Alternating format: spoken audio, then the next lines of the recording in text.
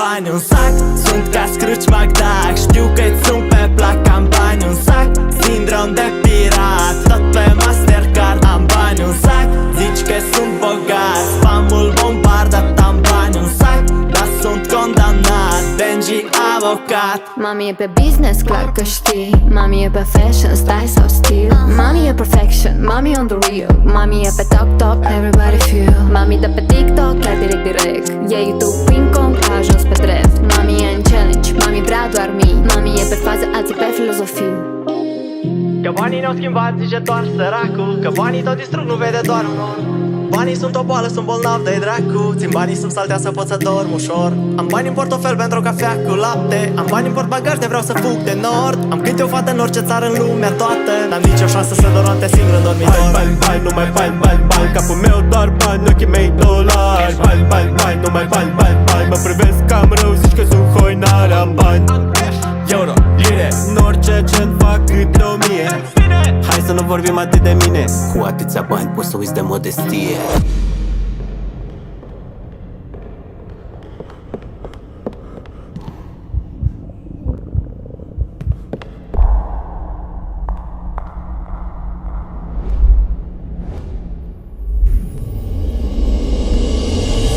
Plac banii, plac banii, plac banii, yeah.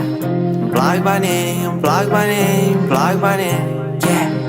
Plac banii, plac banii, plac banii, plac banii, plac banii, plac banii. Am bani în sac, sunt ca Scrooge McDuck. Știu că-ți sunt pe plac, am bani în sac. Sindrom de pirat, tot pe Mastercard. Am bani în sac, zici că sunt bogat. Spamul bombardat, am bani în sac, dar sunt condamnat. Benji avocat.